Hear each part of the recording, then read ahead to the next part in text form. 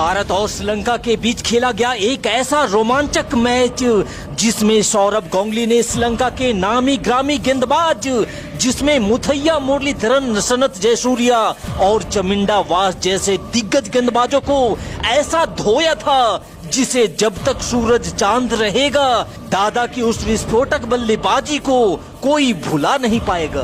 वैसे तो कहने को वो वनडे का मैच था, लेकिन दादा ने जिस ताबड़तोड़ अंदाज में श्रीलंकाई गेंदबाजों पर छक्के बरसाए थे, निश्चित रूप से वो मैच T20 से भी ज्यादा धमाकेदार बन गया था। तो आइए बिना किसी देर के आपको सीधे लिए चलते हैं इंग्लैंड के टाउनटन के उस मैदान पर जहां वर्ल्ड कप का एक बड़ा मैच भारत और श्रीलंका के बीच में शुरू होता है। लेकिन अगर आप चाहते हैं कि यहां भारतीय टीम श्रीलंका को हराकर भारत मां के सिर को गर्व से ऊंचा कर दे, तो इस वीडियो पे एक लाइक जरूर दीजिएगा और कमेंट में भारत माता की जय भी जरूर लिखिएगा। टाउनटन के इस मैदान की महफिल सज चुकी थी।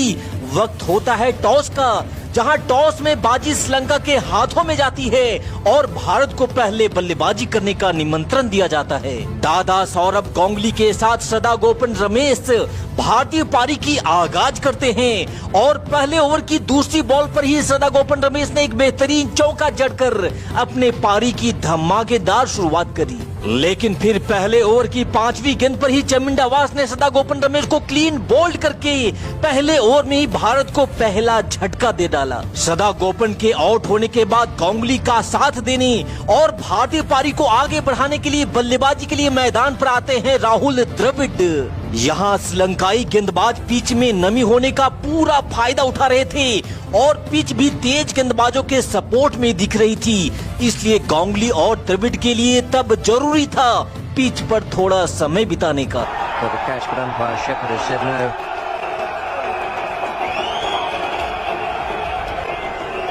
Have a look at this.